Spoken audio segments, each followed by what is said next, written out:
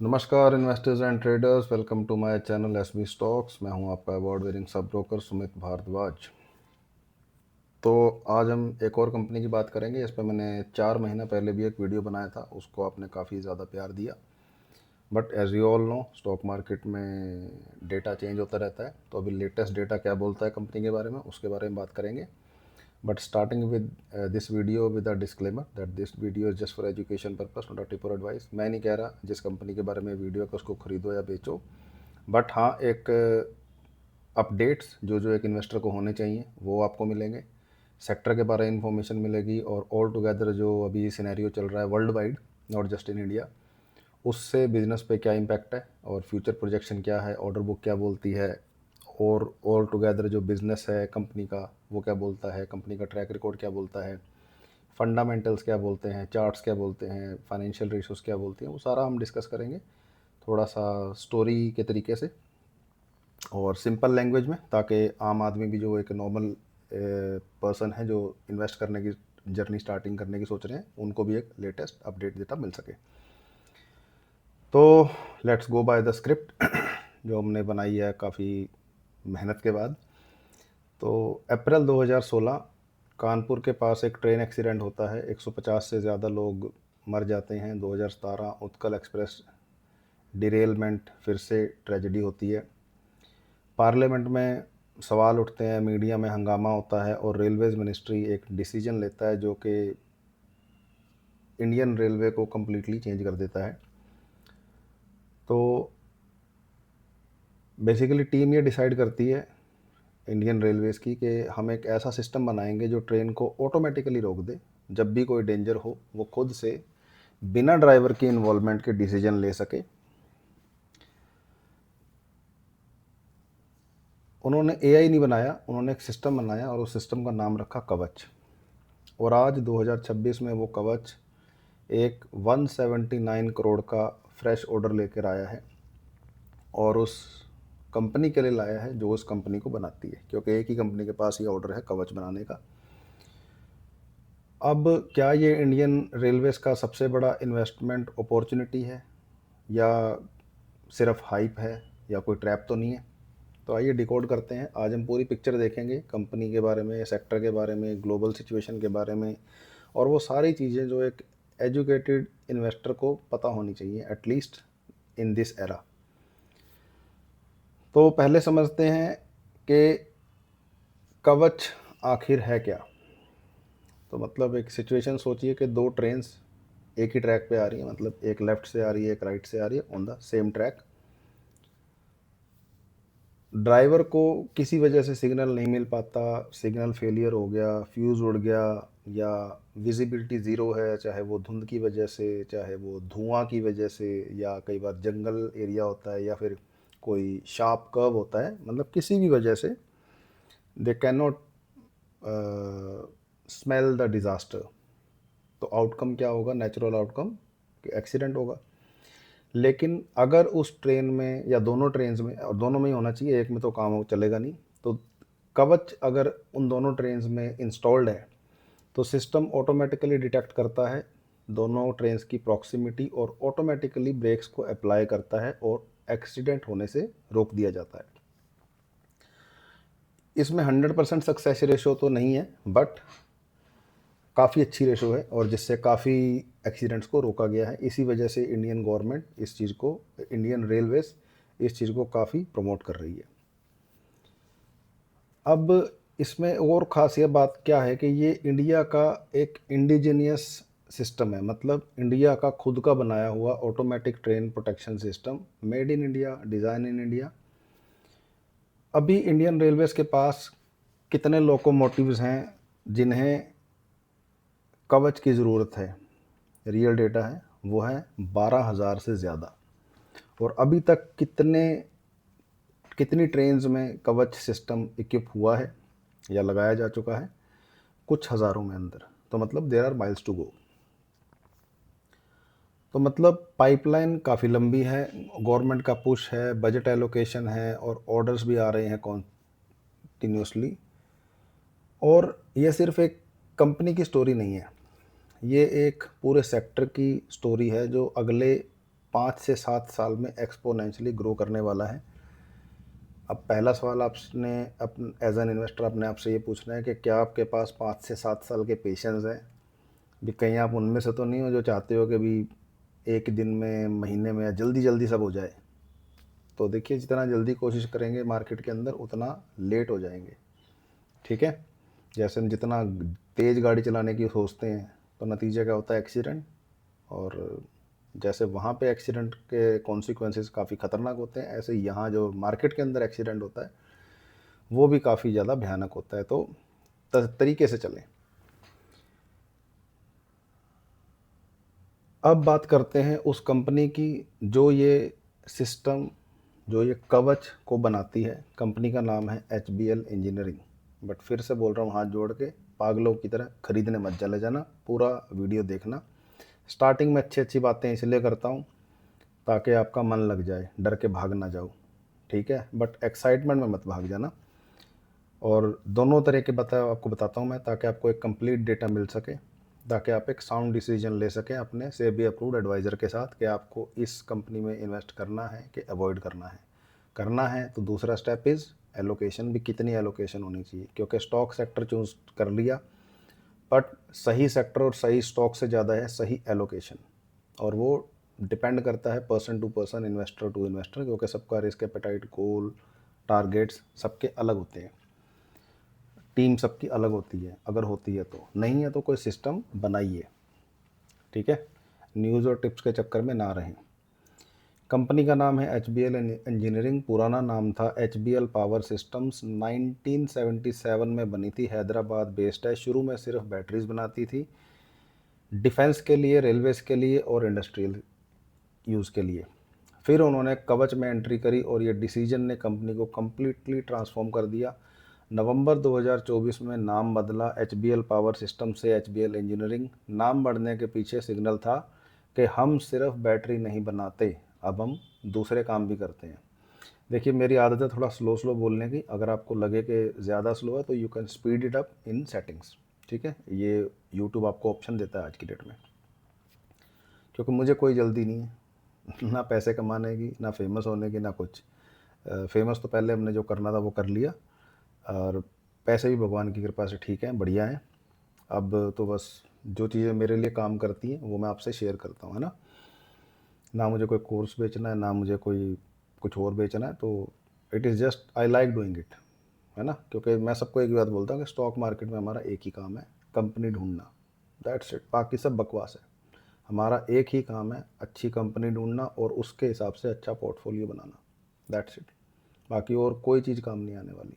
कितनी न्यूज़ देख लो, कितने चार्ट देखो, स्क्रीनें मैंने भी लगा रखी हैं, बट स्टिल मैं बता रहा हूँ कि ये सारा जो सिस्टम है ना, ये 25% काम करता है। 75% आपकी इंट्यूशन, आपकी इंटेलिजेंस, आपका स्क्रीनर, आपकी वॉच लिस्ट, आपका विजन और बिजनेस को समझने की जो क्षमता है वो हेल्प करती है।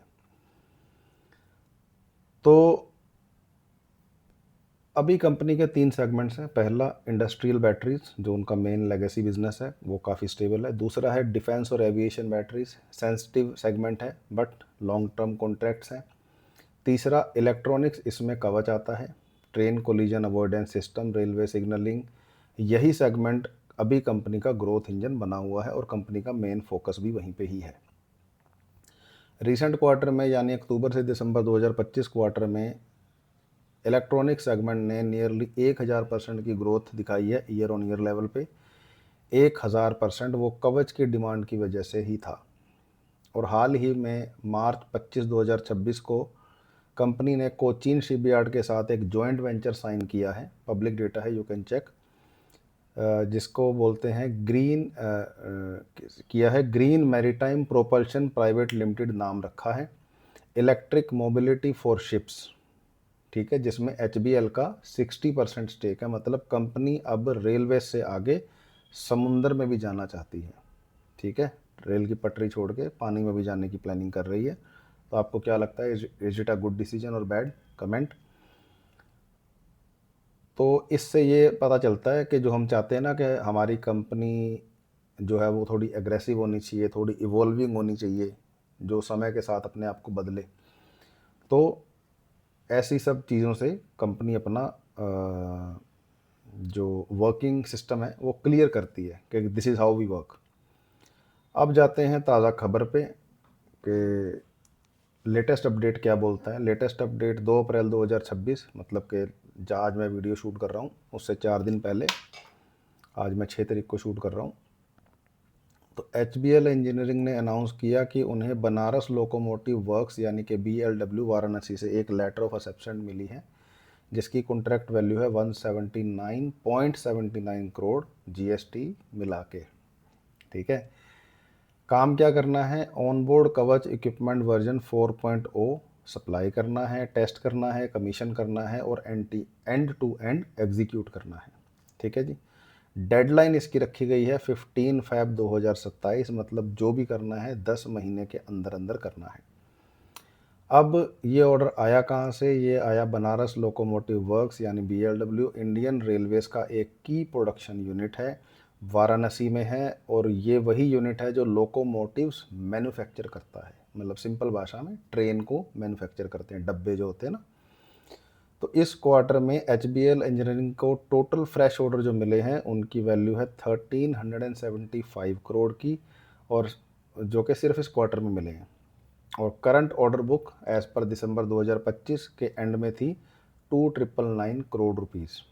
तो मतलब कंपनी के पास काम की कमी नहीं है, रेवेन्यू जो है वो विजिबल है। अब बात करते हैं कुछ इंपॉर्टेंट नंबर्स की। Q3 financial year 26 October to December 2025 revenue from operations is 863 crore rupees. एक साल पहले इसी सेम क्वार्टर में ये था 451 करोड़ रुपीस, मतलब टेक्निकली 90% का year on year growth. Net profit की बात करें तो पहले था 217 करोड़ रुपीस, सॉरी अब है 270 मतलब 217 करोड़ रुपए। एक साल पहले ये सिर्फ था 65 करोड़ रुपीस, मतलब कि ग्रोथ रेट जो परसेंटेज में आया 254% at year on year level. 9 months combined अप्रैल से दिसंबर 2025 revenue 2654 crore rupees, last year 1481 crore rupees, growth rate is 79%। Net profit की बात करें तो 739 करोड़ रुपीस लास्ट ईयर, 26 ये 739 का नेट प्रॉफिट, करोड़ का नेट प्रॉफिट है इस साल। पिछले साल था 216, मतलब 242% का अपडेट एप्रिसिएशन। 5 साल का ट्रैक रिकॉर्ड की अगर हम बात करें तो रेवेन्यू का जो CAGR है दैट इज़ 12.49%, प्रॉफिट का CAGR is tremendous 60.39%। Credit rating जो है वो A+ पॉजिटिव मिली है, जो कि एक काफ़ी स्ट्रॉन्ग रेटिंग है। एक चीज़ जो समझना इम्पोर्टेंट है, जो समझना, वो Q2 फाइनेंशियल ईयर 26 में प्रॉफिट 387 करोड़ था, Q3 में 217 करोड़, क्वार्टरली बेसिस पे डिक्लाइन हुआ। इसका रीज़न क्या था, ऑर्डर एग्जीक्यूशन टाइमिंग। कवच ऑर्डर्स का रेवेन्यू तभी आता है जब डिलीवरी और कमीशनिंग कंप्लीट हो जाए। अगर एक क्वार्टर में डिलीवरीज कम है, रेवेन्यू कम दिखता है, तो ये नेसेसरीली परमानेंट प्रॉब्लम नहीं होता। तो नेक्स्ट क्वार्टर में रिजल्ट आएंगे मई 21, 2026 को, तो लेटेस्ट नंबर तब देखने को मिलेंगे। और मैं वैसे भी आपको बोलता हूँ कि चाहे कंपनी का प्राइस है, चाहे क्वार्टरली रिजल्ट्स हैं, चाहे नेट प्रॉफिट है, या जिस भी चीज़ पे आप डिसीजन लेते हो, और डिसीजन लेते हो कि नहीं लेते, या अभी भी हवा में तीर चला रहे हो, नहीं लेते हो तो अभी भी समय है। एक एक रेशो पकड़ो, मतलब देखो आप लोग, देखो रेशोज़ हज़ार हैं, स्ट्रेटजीज़ हज़ार हैं, इंडिकेटर्स हज़ार हैं, न्यूज़ हज़ारों तरह की आएगी, आपको लेकिन डिसीजन एक पे लेना है। ठीक है, और जिस डिसीजन पे आप एंट्री कर रहे हो उसी उस पे एग्जिट करना है भाई। अगर फॉर एग्जांपल आप नेट प्रॉफिट पे एंट्री करते हो तो नेट प्रॉफिट पे ही डिसीजन लेना है एग्जिट का। क्वार्टरली रिजल्ट्स पे एंट्री करते हो तो क्वार्टरली रिजल्ट पे ही एग्जिट का डिसीजन लेना है। टाइम फ्रेम अगर आपका 5 मिनट है तो 5 मिनट पे ही एग्जिट किया और एंट्री दोनों करनी है। ये नहीं कि एंट्री 5 मिनट पे कर ली, एग्जिट 1 घंटे पे या 1 डे या 1 वीक वाली कैंडल पे चले गए, कंप्लीट बुलशेट है वो। ठीक है, इन छोटी छोटी चीज़ों का ध्यान रखोगे ना तो काफ़ी आसानी रहेगी। मतलब बड़ी बड़ी चीज़ें हम सब लोग देख लेते हैं, बट पंगा होता है छोटी छोटी चीज़ों का। ठीक है,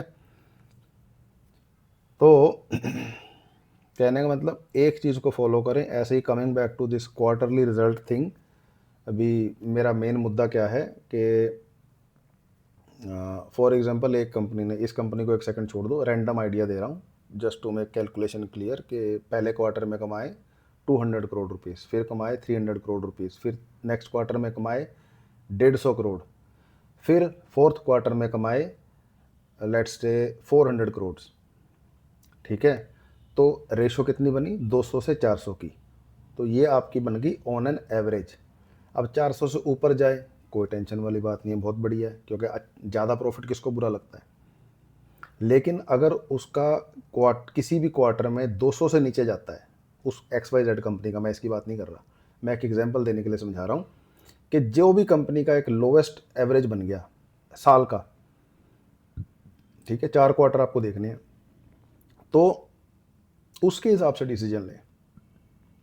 क्योंकि अगर आप हर क्वार्टर पे रिएक्ट करेंगे, तो जैसे कि मैंने आपको बोला अभी, जैसे ये कंपनी है, हो सकता है यहाँ पे काम हो रहा हो, बट एक दिन की फ़र्क से, जैसे एक वो गाड़ी का किस्सा किसी ने मुझे सुनाया था, अभी वो गाड़ी रजिस्ट्री कराने गया, तो वो दिसंबर और जनवरी, मतलब 31 जनवरी और 1 जनवरी का खेल था, है ना। तो वो कह रहे थे जी ये एक दिन का चक्कर नहीं है, ये एक साल का चक्कर है ना। तो ऐसे ही अगर एक दिन डिले हो जाता है XYZ किसी भी वजह से रिपोर्टिंग, तो वो एक दिन का नहीं, वो एक क्वार्टर का रिजल्ट आ जाता, मतलब फ़र्क पड़ जाता है। अब वो कई बार जेन्युइन हो सकते हैं, कई बार लफड़े हो सकते हैं, कई बार ट्रैप्स हो सकते हैं, बट ऑन एन एवरेज जो एक सिस्टमेटिक तरीका है वो धोखा नहीं देता। तो आपको एवरेज पकड़नी है, चाहे वो क्वार्टरली रिजल्ट्स की हो, चाहे वो फाइनेंशियल रेशोज़ की हो, चाहे वो टाइम फ्रेम की हो, चाहे वो प्राइस की हो। ठीक है, जो भी आप टाइम फ्रेम पे, आप अगर इंट्राडे कर रहे हो तो प्राइस के हिसाब से वो डिसीजन ले सकते हो, स्विंग कर रहे हो तो उसके हिसाब से अपना बना सकते हो। स्विंग का मतलब 15-20 दिन। तो आपको XYZ जिस भी स्टॉक में आप ट्रेड कर रहे हो उसका 15-20 दिन का रेशो निकालना है कि 20 दिन में इस स्टॉक के साथ ऑन एन एवरेज क्या होता है। ये निकल जाएगा। अभी इस चीज़ पे लोग एग्री नहीं करेंगे, बट जिनको सच में चार्ट देखना आता है वो एग्री करेंगे। बस ये है कि आपको टाइम फ्रेम सेम रखना है, और आपको रहना है कि भाई अगर इंट्राडे मतलब इंट्राडे, BTST मतलब BTST, स्विंग मतलब स्विंग, पोजिशनल मतलब पोजिशनल, और इन्वेस्टमेंट मतलब इन्वेस्टमेंट। और इन्वेस्टमेंट का मतलब अगर आप चार्ट देख के कर रहे हो तो क्या है, मंथली कैंडल सबसे बढ़िया, नहीं तो वीकली कैंडल, और एटलीस्ट 1 डे कैंडल। अगर आप 4 घंटा, 1 आवर, 15 मिनट, 5 मिनट पे सोचो कि मैं इन्वेस्टमेंट के डिसीजन लूँगा, बिगेस्ट मिस्टेक। तो चलो कमिंग बैक टू HBL। अब एक चीज़ जो कोई और नहीं बता रहा इस कंपनी के बारे में, कि इस सब का ग्लोबल एंगल। अब दुनिया में क्या चल रहा है, US से ईरान की वॉर चल रही है, स्ट्रेट ऑफ हॉर्मुज पे टेंशन है, क्रूड ऑयल प्राइसेस बढ़ रहे हैं, ब्रेंट ने 115-120 पर बैरल को ब्रीफली टच किया मार्च के अंदर। इंडिया अपना 85 to 88% क्रूड इंपोर्ट करता है। इसका मतलब है इन्फ्लेशन का प्रेशर, फिस्कल डेफिसिट का प्रेशर, और रुपी पे प्रेशर। ठीक है, FIIs यानी कि फॉरेन इंस्टीट्यूशनल इन्वेस्टर्स ने मार्च 2026 में रिकॉर्ड 1,12,000 करोड़ की सेलिंग करी है, मतलब फंड्स निकाले हैं इंडियन इक्विटीज़ में से, जो कि all time high monthly outflow है।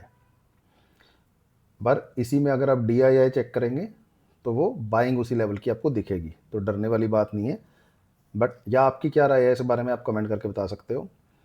तो ब्रॉडर मार्केट जो है वो डाउन है, वोलेटिलिटी काफ़ी हाई है, लेकिन इस सब में एक इंटरेस्टिंग पैटर्न है कि जब ग्लोबल अनसर्टेनिटी होती है, जियोपॉलिटिकल टेंशन होती है, तब गवर्नमेंट डोमेस्टिक इंफ्रास्ट्रक्चर और डिफेंस स्पेंडिंग इंक्रीज करती है। इंडिया में यही हो रहा है। Railway safety, defence manufacturing, indigenous technology, इन सब पे स्पेंडिंग बढ़ रही है। तो मतलब इस चीज़ से जुड़ी जितने भी कंपनीज होंगी उनका बेनिफिट होगा। तो जब इंपोर्ट्स एक्सपेंसिव हो जाते हैं और ग्लोबल सप्लाई चेन्स डिसरप्ट होती हैं, तब इंडिजिनस मैन्युफैक्चरर्स को फ़ायदा होता है। ये मैक्रो इकोनॉमिक कॉन्टेक्स्ट समझना ज़रूरी है किसी भी सेक्टर को एनालाइज करते वक्त। रेलवे सेक्टर और स्पेसिफिकली ट्रेन सेफ्टी टेक्नोलॉजी, ये इस करंट ग्लोबल एनवायरनमेंट में एक ऐसा एरिया है जहां गवर्नमेंट स्पेंडिंग कम होने की पॉसिबिलिटी बहुत कम है। ठीक है जी। अब अच्छी अच्छी बातें हो गई, थोड़ा सा रिस्क भी समझना ज़रूरी है, क्योंकि ऑनेस्ट रहना ज़रूरी है, रिस्क भी बताना ज़रूरी है। क्योंकि एजुकेटेड इन्वेस्टर वो होता है जो सिर्फ अपॉर्चुनिटी नहीं रिस्क भी देखता है, ताकि आप रिस्क टू रिवॉर्ड रेशो देख पाएँ कि सब अच्छा रहा तो मुझे क्या मिलेगा, और अगर कुछ गड़बड़ हुई तो मेरा लॉस कितना हो सकता है, और वो आप सहन कर सकते हो नहीं कर सकते हो, या उसको रोकने का क्या प्रबंध है। ठीक है, अभी 150 पे गाड़ी चलाना सब लोग चाहते हैं, लेकिन अगर 150 पे ब्रेक मारनी पड़ गई तो क्या मार पाओगे। तो ये देखना है कि स्टॉक का प्राइस जब बढ़ता है एवरीबडी इज़ हैप्पी, बट जब वो डिक्लाइन करता है तो लोगों की नींद उड़ जाती है, बीपी बढ़ जाता है। ठीक है, तो वो चीज़ें ना हो, तो उसका तरीका है पहले से तैयारी करो। तो रिस्क नंबर 1 है एग्जीक्यूशन रिस्क। इस कंपनी की अगर हम बात करें कि 2,999 करोड़ का ऑर्डर बुक है, लेकिन अगर एग्जीक्यूशन डिलेज आए तो रेवेन्यू रिकग्निशन जो है वो डिले होगा। ठीक है, एक सेकंड, एक फ़ोन आ रहा है बहुत ज़रूरी। हेलो। हाँ जी सर, नमस्कार जी, वीडियो शूट कर रहा हूँ, आपको करता हूँ 15 मिनट में। हाँ जी, अभी करता हूँ। इन्वेस्टर से बात करनी भी ज़रूरी है। ये हमारे बहुत ही खास मित्र हैं मेरठ से, सुधीर जी। इनकी अपनी एक केमिस्ट की दुकान है, और ऐसे ही जैसे आप लोग यूट्यूब देख रहे हो, ये भी ऐसे यूट्यूब के द्वारा जुड़े थे। तो coming back to the video. हम कहाँ थे भी।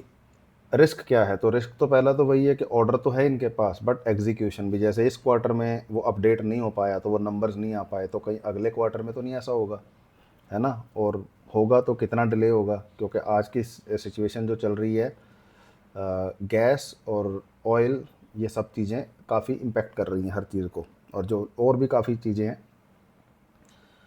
तो नंबर रिस्क है कि एग्जीक्यूशन डिले हो सकता है। रिस्क नंबर 2 है कंपटीशन। एचबीएल अकेला कवच नहीं बना रहा, कर्नेक्स कर्नेक्स माइक्रो सिस्टम्स भी इस स्पेस में है, सीमेंस भी है। अब गवर्नमेंट किसी एक कंपनी पे डिपेंडेंट नहीं रहती, जहाँ से गवर्नमेंट को बेटर डील मिलेगी, बेटर सर्विस मिलेगी, नॉट जस्ट गवर्नमेंट, किसी को भी। ठीक है। रिस्क नंबर 3, जनवरी 2026 में एक बड़ा कवच लोकोमोटिव टेंडर एचबीएल मिस कर गया। कंपनी ने पब्लिक स्टेटमेंट दिया कि उनका 1900 crore financial year 27 revenue target intact है, लेकिन मिस्ड टेंडर एक रिमाइंडर है कि कंपटीशन जो है वो रियल है। ठीक है, तो you can't consider it as a monopoly. Risk number 4, global macro. अगर ईरान वॉर और एस्केलेट हुआ, क्रूड और बढ़ा और इंडियन इकोनॉमी पे प्रेशर आया, तो ब्रॉडर मार्केट सेंटीमेंट नेगेटिव रह सकता है।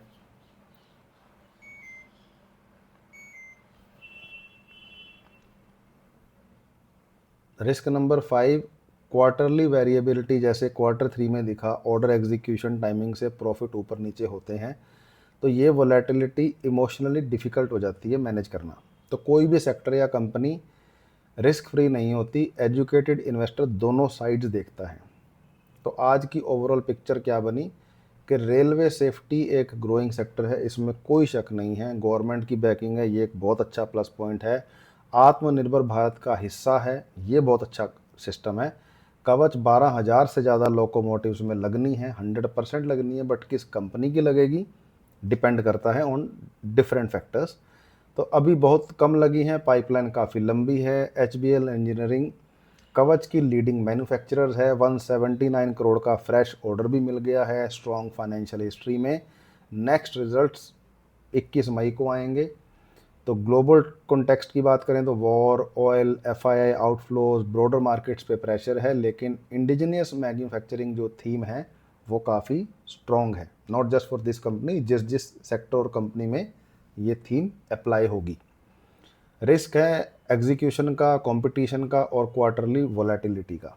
ठीक है, क्योंकि ये आम आदमी से जुड़ा हुआ काम नहीं है जो आम आदमी को रोज़ चाहिए, मतलब it is not like a shaving cream के रोज़ चाहिए।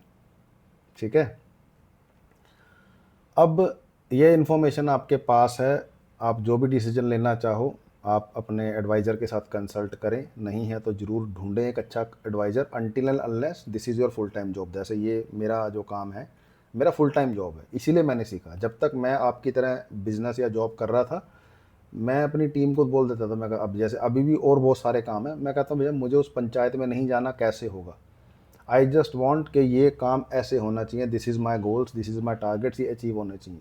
तो अपने सीईओ को भी हम बोल देते हैं, अपने वकील को भी बोल देते हैं, अपने डॉक्टर को भी बोल देते हैं, जिम जाते हैं तो ट्रेनर को भी बोल रखा है कि भैया अपने को कोई ऋतिक रोशन नहीं बनना है, बस पेट बाहर नहीं आना चाहिए, आर्म्स थोड़ी दिखनी चाहिए, और सिटिंग जॉब मेरी ज़्यादा है तो कमर नहीं दुखनी चाहिए, और थोड़ा बॉडी में फ्रेशनेस रहनी चाहिए, पर इतनी एक्सरसाइज भी नहीं करनी है कि पेन आ जाए।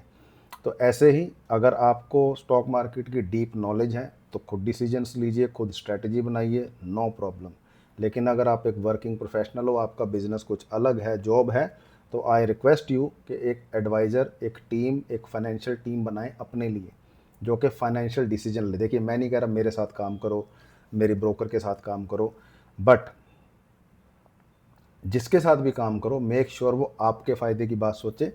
और उसका सिंपल तरीका वही है जो मैं पहले से ही कह रहा हूँ कि जो एडवाइज़र आपको कह रहा है जी इस XYZ कंपनी में 100 रुपये लगा दो, उसको बोलना भैया तू दिखा दे तूने 2 रुपये लगाए, भाई जिस चीज़ में तूने 2 रुपये नहीं लगाने, मैं वहाँ पे 100 रुपये नहीं लगाऊंगा। मतलब फॉर एग्जांपल आप जिम गए, अगर आपके ट्रेनर का खुद का पेट बाहर है तो वो आपका पेट अंदर नहीं कर सकता, वो आपको फिजिकली फिट नहीं कर सकता। आप डॉक्टर के पास गए दिमाग का इलाज कराने, अगर वो खुद डिप्रेशन में है तो वो आपको डिप्रेशन से बाहर कैसे लाएगा। तो बहुत सीधी बात है, मतलब वो कहावत है ना, साफ कहना सुखी रहना। अब अगर हम चार्ट के हिसाब से बात करें तो ये कंपनी आज भी जो लिस्टेड है वो रेलवे सेक्टर में नहीं है, वो बैटरी सेक्टर में है, क्योंकि स्क्रीनर को अपडेट होने में टाइम लगता है। अच्छा ये इधर वाला चल गया, एक सेकंड। तो अभी अगर हम स्क्रीनर की भाषा में देखें तो राइट नाउ सेक्टर जो है बैटरी है, और इसके अंदर टोटल 11 कंपनीज हैं। और जो मुझे पहले से देखते हैं उन सबको पता है कि how much I love this thing what we call भी, जिस सेक्टर में 8-10 कंपनी से कम हो, है ना, भी तो कि एनालाइज करनी आसान रहती हैं। अब इसमें से निफ्टी 500 में कितनी कंपनीज हैं, सिर्फ 3, एक्साइड इंडस्ट्रीज, HBL इंजीनियरिंग और अमारा राजा एनर्जी। अब मान लो आप बैटरी सेक्टर में इन्वेस्ट करने की सोच रहे हो और आप एक्साइड और HBL और अमारा राजा को कंपेयर करोगे तो मिस्टेक हो जाएगी। आप एक्साइड और अमारा राजा को कंपेयर कर सकते हो, बट HBL को सिर्फ बैटरी कंपनी ना मान के जो मैंने चीज़ें आपसे डिस्कस करी वो चीज़ें ध्यान में रखोगे तो अच्छा रहेगा। अब सवाल उठता है कि क्या मैं इसमें इन्वेस्ट कर रहा हूँ, तो वही मेरा सिंपल फंडा है। देखिए आपके सामने मैं फ़िल्टर्स लगा रहा हूँ, फ़िल्टर नंबर 1 लगाया, कंपनियाँ रह गई 10, एक उड़ गई, फिर एक लगाया, कंपनी रह गई 2, ठीक है जी, तीसरा लगाया, सारी कंपनी उड़ गई। तो कहने का मतलब राइट नाउ इस सेक्टर से और इस स्टॉक से मैं दूर हूँ। ठीक है, क्यों दूर हूँ, आपके सामने मैंने किया, कंपनीज उड़ गई। तो ठीक है ना, 5,000 कंपनीज़ हैं, अगर निफ्टी 500 की कंपनीज़ भी देखें तो 500 कंपनीज़ हैं। 500 कंपनीज़ बहुत होती हैं, क्योंकि हमें तो कितनी चाहिए, 5, 10, 15, 20, इतनी कंपनीज़ चाहिए। और ये जो समय चल रहा है ये तो वैसे ही 3 से 5 कंपनीज़ का है। This is not the time to make 20 और 25 स्टॉक्स का पोर्टफोलियो। ठीक है, तो दिस इज़ माय व्यू। मैं नहीं कह रहा कि आपको ब्लाइंडली इसको फॉलो करना है, बट जो भी चीज़ को आपको फॉलो करना है उसका स्ट्रक्चर ज़रूर बनाएं और उसको फॉलो करें consistently at least for 3 to 6 month, ताकि आप अगर आज एक आइडिया बनाएंगे, कल दूसरा बनाएंगे, परसों तीसरा बनाएंगे, तो none of them will be working. ठीक है, तो समय दें सिस्टम को, भरोसा रखें, दिमाग लगाएं, कॉमन सेंस का यूज़ करें, अपना ध्यान रखें। Ending this video with a disclaimer that this video is just for education purpose, not a tip or advice. Consult your SEBI approved adviser before taking any kind of investment decisions, क्योंकि पैसा बहुत मेहनत से कमाया जाता है। तो अपनी सेहत का और अपनी मेहनत के पैसे का ध्यान रखें। अगला वीडियो किस टॉपिक पर बनाया जाए कमेंट करके ज़रूर बताएं। Thank you, take care.